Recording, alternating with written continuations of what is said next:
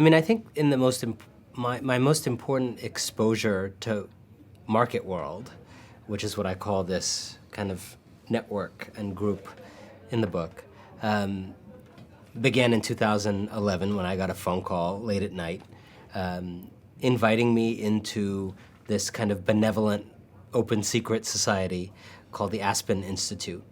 And there was this fellowship that I was invited into. And, you know, as a writer, as a journalist, as someone who was at the time working at the New York Times, I'm not saying that I was a stranger to elite spaces. But this invitation was really into a stratospheric, plutocratic space that was frankly different from the spaces I was in before. Can you describe it? The purpose of this Aspen Institute Fellowship was to make the world better, the way all these plutocrats claim they want to do, by inviting about 20, mostly business people, entrepreneurs, because the theory is entrepreneurs are the people most capable of making change now. Governments can't do anything, the people can't do anything, but entrepreneurs can change the world. That's the religion. It's a fraudulent religion, but that's the religion. And this fellowship was based on the premise that let's get these 20 people, these entrepreneurs, into a room 4 times over 2 years for a week each. Let's get them to read books, go on a journey of deepening reflection, discussion with each other. And at the end of that journey, hopefully they will want to change the world and give back.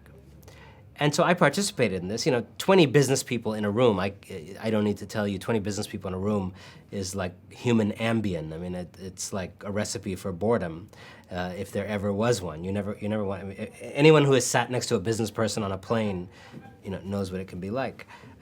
So in every class of 20, they would sprinkle 2 or 3 people in for extra excitement. Artist, writer, activist, poet, you know, just to make sure it was not putting people to sleep. And I was like the Indian spice in my class of 21 people. And it was a nice experience. You bonded with people. It was nice in that way. But as I got into this Aspen Institute world and network and started going to the annual reunion where hundreds of people who had been part of this thing would gather, I started to realize something, which is that the people flying to Aspen, which is this gorgeous, it's sort of like our Davos, like this gorgeous mountain town in Colorado, beautiful. If you ever want 8,000 euro parkas, they are available. That's the sale price in Aspen. You know, it's that kind of place. And people's home renovations cost as much as their face in Aspen. You know, and so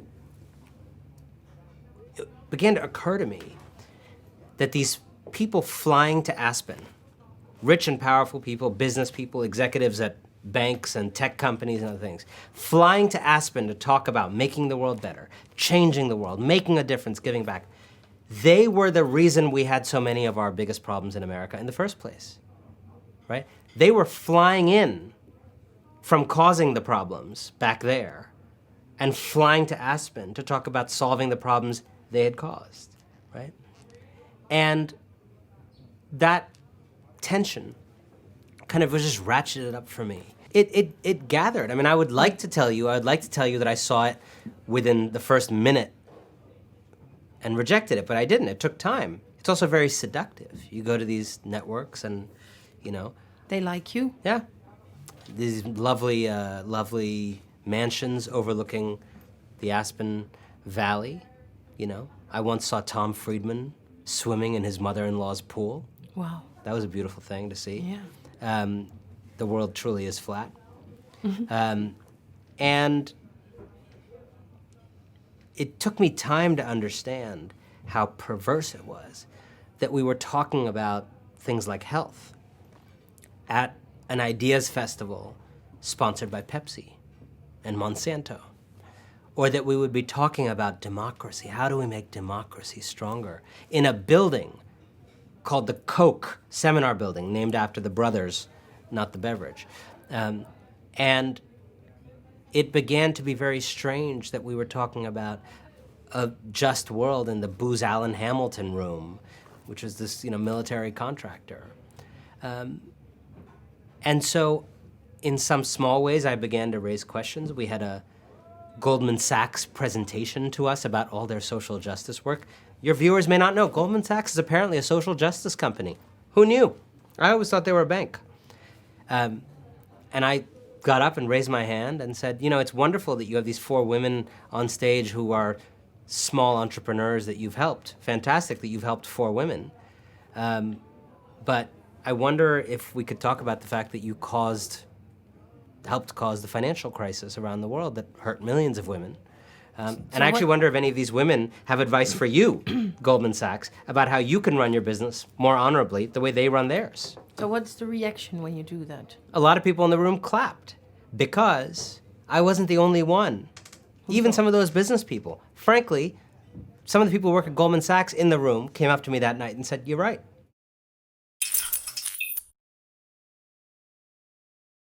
The issue is this. In America today, we have chosen the following system, which is an insane system that most people think is brilliant. And the insane system works like this. You tell people that the good society is achieved by encouraging business people to make, first of all, make as much money as possible in whatever way they can. If you have to pay people, underpay people, pay them insecurely, make them contractors instead of salary, do whatever you need to do, but just make as much money as you can by paying people as little and as insecurely as possible. Second, please try to make money by avoiding taxes and even evading taxes illegally if you have to, as much as possible. Set up trusts, set up shell companies. You in the Netherlands know this because, frankly, one of your major roles in the world is as an exporter of oligarchy. Your tax havens are exporting oligarchy to the world and helping undermine democracy in my country and many countries around the world. And third, we tell these business people, if you need to rig public policy to your benefit, against the public interest, but for your private benefit, so that you don't get regulated in the way you don't like, so you don't have labor laws you don't like, so you don't have antitrust, anti-monopoly scrutiny the way you don't like, do that. So then, what happens?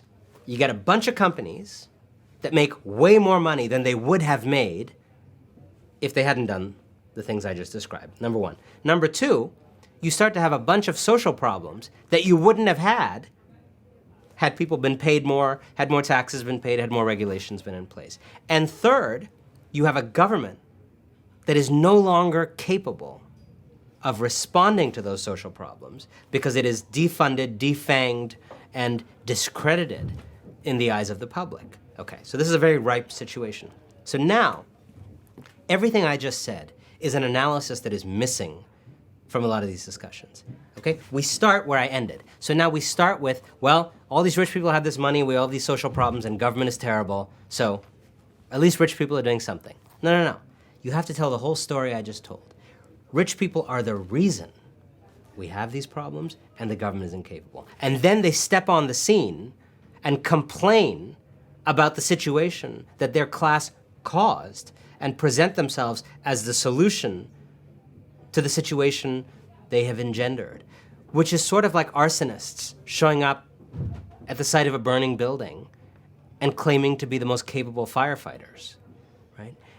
It is sort of like me complaining about the French fries that I continue to order and eat every time they're on a menu. The plutocratic class made America plutocratic. Societies don't actually choose to be run for 100,000 people and to the exclusion of 300 million people of their own, free will. Plutocrats create a kind of ruling class ideology that upholds their power. And I believe that we need to see through this ideology, and I wrote the book to try to wake people up from it.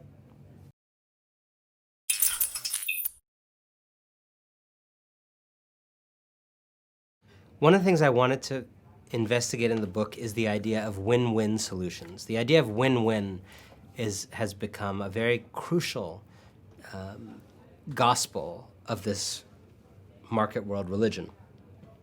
And what win-winism says is that it is possible to fight for the least among us. It is possible to fight inequality, reduce poverty, without hurting those on top. In fact, in ways that enrich and create profit for those on top, right? Now, this is an amazing promise. I mean, what a notion, right? If you apply this to other domains, you say, wow, we can empower women in ways that will increase men's power? Wow, how do you do that? Wow, we can end slavery in ways that will make white plantation owners even richer than they were before? Wow. I mean, what a great promise. Sounds wonderful, right? Well, it's a lie. It's a lie. And one of the ways this lie shows up is when you have people, smart people, capable people who could do so many different things with their life, who see a systemic problem like income volatility in the United States. My guess is it's probably less severe here because of some of the regulations you have here. In the United States, income volatility, because there's like very few rules around how you can pay people. You can make everybody a contractor.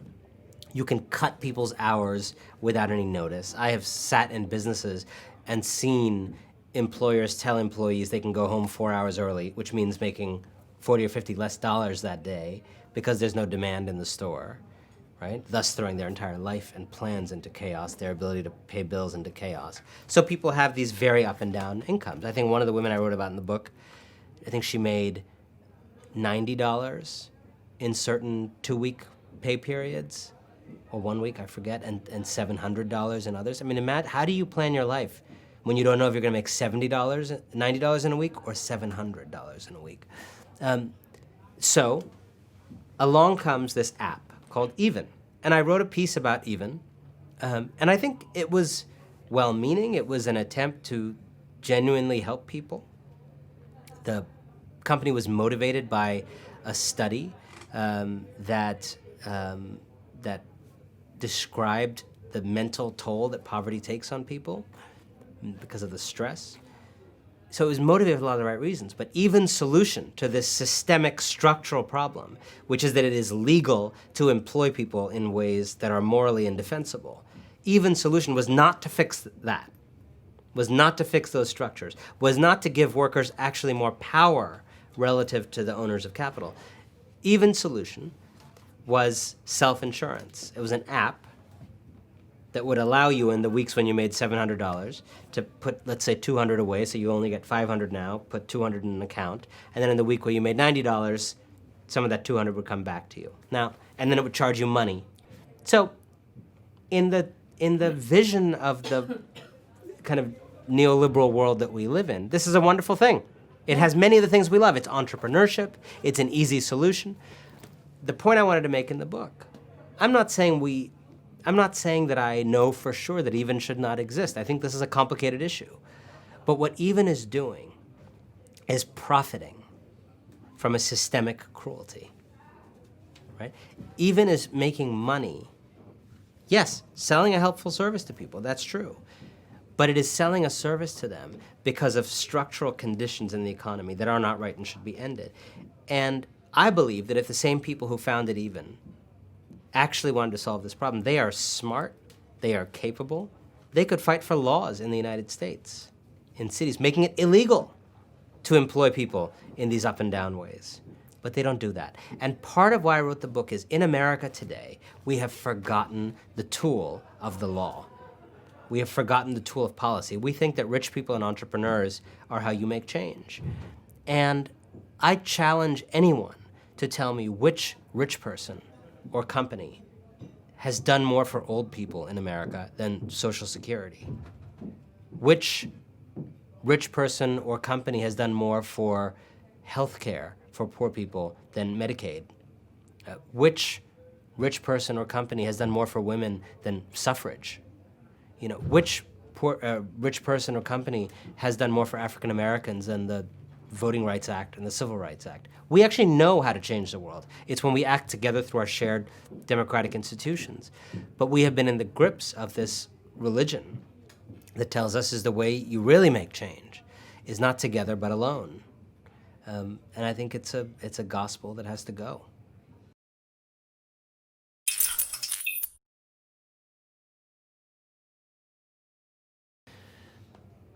I would say this.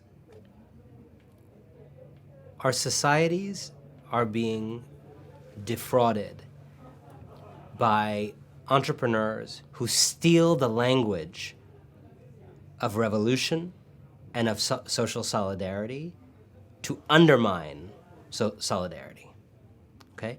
So Mark Zuckerberg talks endlessly about community. Community, community, community. You know what's a really good kind of community? Democracy. One that he has undermined in Britain and the United States through data abuse, through allowing the Russians to commit cyber war in an American election, doing nothing about it because he didn't want his company's growth to be checked or regulated. Mark Zuckerberg doesn't belong on the cover of magazines. He belongs behind bars, in my view. I don't understand how many people from my neighborhood in Brooklyn are in jail for smoking marijuana, and Mark Zuckerberg, for selling out an entire American election, is still running a big company. I'm confused by it. If anybody understands this, like, text me.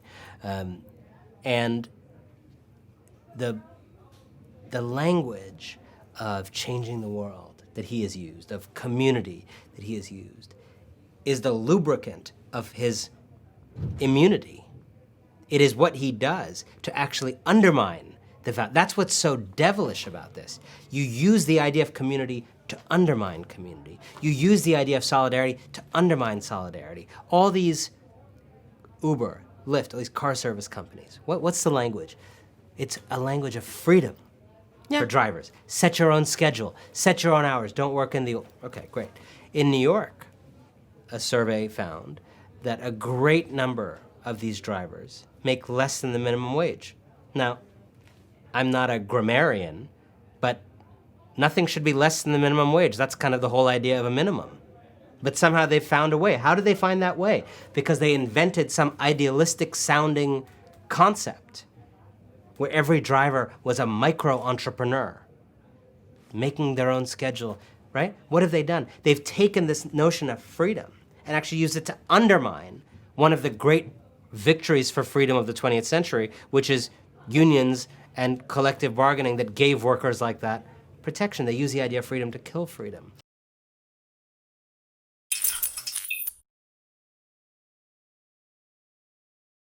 Who are they to work together with the government? There's a way in our democracy that you work together with the government. You vote. That's it. You vote and you speak. They should not be in private rooms with the government deciding what projects they want to fund and not. And there's this big fantasy that came out of Davos and other things, the multi-stakeholder approach. Like, let's business and government sit together and hash things out. Well, think about what this actually means. Let's create some new project to, future of work, some initiative. The government will have a seat at the table. There'll be some funders there, there'll be business people, right? If the direction of the conversation goes in a way that's hostile to business or hostile to rich people, do you think rich people are going to fund that effort? So when you have multi-stakeholder approach, when you have these public-private partnerships, which are very fashionable now, you are creating a rich man's veto, right? The rich man can veto any of these ideas. So you don't have a lot of wealth tax proposals. You have a lot of proposals coming out of Davos. Interesting, you don't have a lot of wealth tax proposals coming out of Davos. So why is that? Because for the same reason that you do not, have a lot of foxes talking about hen protection. They're not interested. So why don't the rich pay their taxes adequately? And because people want to keep their money, and that's the way it's going to be. So I don't actually blame rich people for being self-interested. I actually blame their capture of the political process and the rest of us assenting to it in a way that fails to raise taxes on them. It's natural to want to keep your money. We just need to create institutions that counteract that innate desire.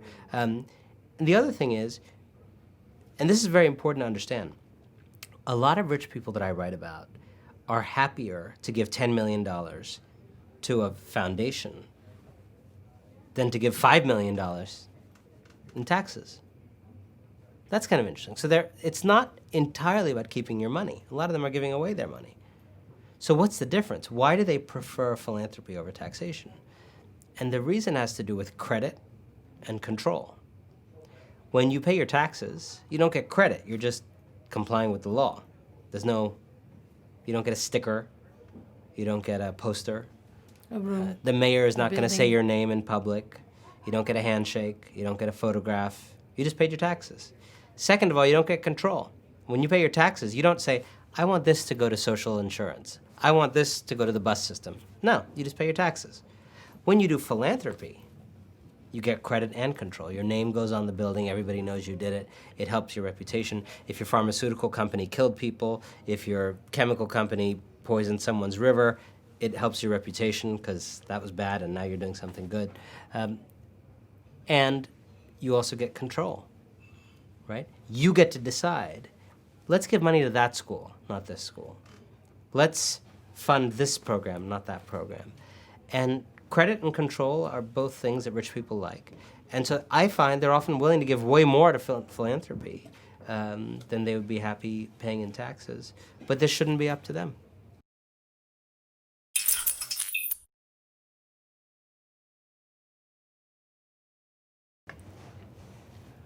You know, to go back to this question of how do 100,000 people rule a society of tens of millions or hundreds of millions, it's very difficult to do in a natural conflict, right? You need help.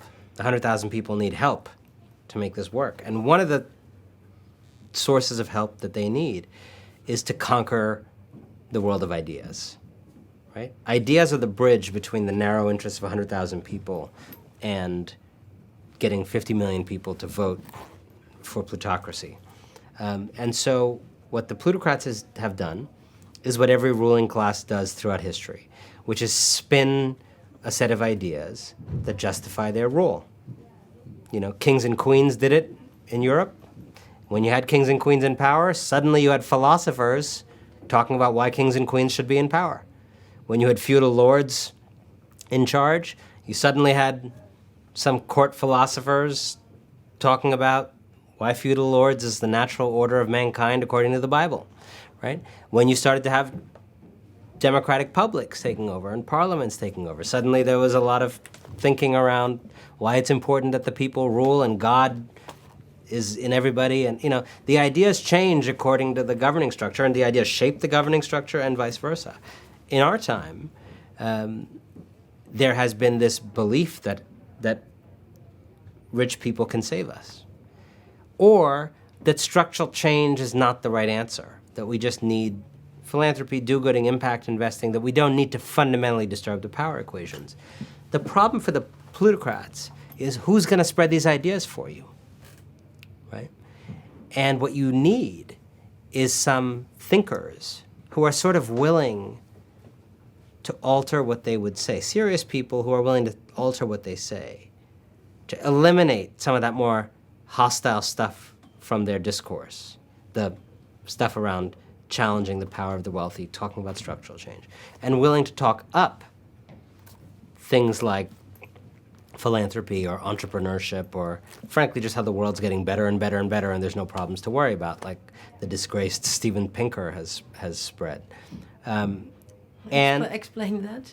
there's this guy, Steven Pinker, used to be a serious scholar at Harvard, and he's now become like a spokesman for plutocracy and people who don't want to change. And his basic message is the world's getting better and better and better, and anybody who's complaining is whining. It's hard to explain how the world's getting better and better and better when this is the first generation in history that might lose the planet. I guess for him, the world's getting better and better. But when you say things that people who run hedge funds like to hear, the world does get better and better for you. So I guess he's experiencing that benefit. So through their patronage of ideas festivals, things like TED, publications, etc., the plutocrats have fostered a kind of set of court thinkers within the palace who supply the justifications for their rule. And some of these people were never serious thinkers to begin with, but some of them were serious thinkers who got tempted into, if I just stop talking about redistributing power and I start saying more palatable things, I'll be invited back more. And so I write in the book about how there are serious thinkers who are critics, but then there's also these people that I call thought leaders who are, the kind of thinkers who don't challenge the fundamental dynamics and equations of a winners-take-all society. I don't regret being on TED because I know what I said on TED, and I challenged that I did it twice. And I, frankly, punched that room in the face twice through fancy language. Yeah. So I'm a big believer in the media, and I'm not gonna, I don't want less of people like me at TED. I want more of people like me at TED. I have problems with that structure, but I have problems with a lot of things, right? I have problems with the fact that a billionaire owns the magazine I write for. He's also a very nice guy. But I'm not gonna not have my voice heard in this culture because we have too many billionaires owning too many things. So I'm gonna try to make sure that I am using whatever the tools are to reach people, to spread a message that is not plutocrat friendly.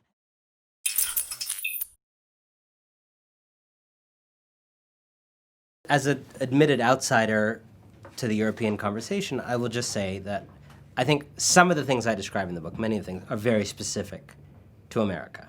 My guess is there's not a lot of European countries in which billionaires are allowed to decide public education policy, right? Which is something we do in the United States.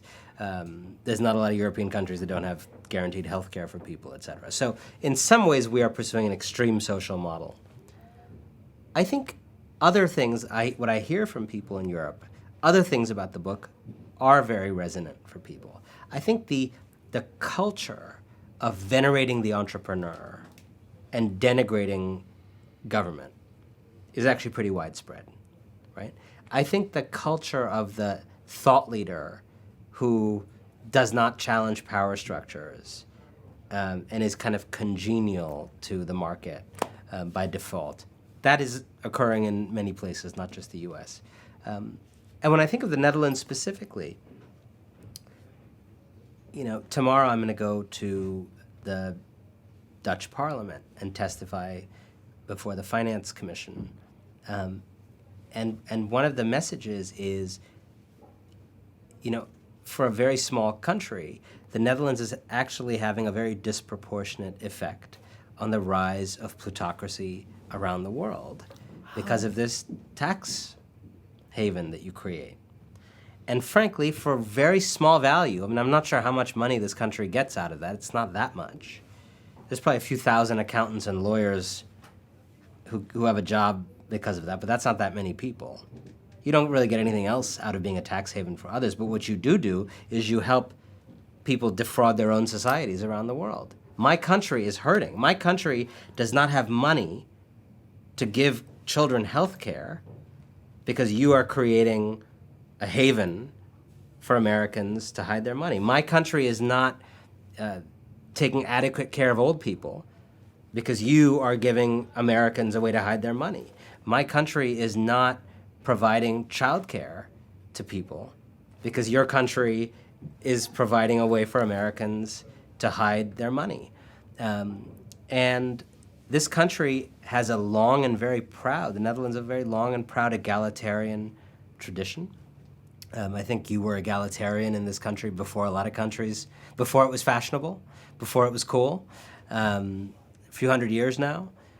And I want people to realize here that by becoming the kind of Cayman Islands of respectable countries, which is what the Netherlands is choosing to do, you are exporting plutocracy to other countries. You're not undermining your own democracy, but you're undermining other people's democracies. You are helping to facilitate conditions in which I am no longer being governed in the United States, but being ruled. And I think it's very important to look at the mirror. We can't do this to each other, right? And we need to actually stand in solidarity with each other. And for the sake of, a few $100 million, $1 billion in extra tax revenue that you get and the employ of a few thousand accountants and lawyers, you've provided a way for my country to go in the wrong direction.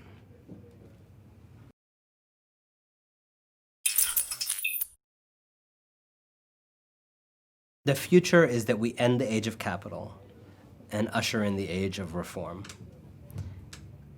The age of capital has been defined by a hope that if you just leave entrepreneurs and business people alone and make the government as minimal and non-invasive as possible, you will create good societies and human flourishing. We've tried it for 30, 40 years. We got some good things out of it. We got a lot of innovation out of it. Innovation is just a Latin word for new shit. We got a lot of new shit out of the last 30, 40 years. But we didn't get progress. If progress means most people's lives getting better, which is what I think it means. We've actually had a stunning amount of innovation that has completely failed to translate into most people's lives getting better, right? I travel all around the United States. Recently in various Ohio, Iowa, places like that. It's kind of remarkable. You can go to these places that have not gotten better because of the internet, because of the biomedical revolution, because of any of the changes in the last 30, 40 years. And so what I think follows the age of capital, which is crashing and burning before our eyes, is an age defined by the pursuit of reform, by shared democratic solutions to the biggest problems we face. Thank you for watching. For more on this subject, take a look at the playlist. You can also watch this recommended video. Don't forget to subscribe to our channel and we'll keep you updated on our documentaries.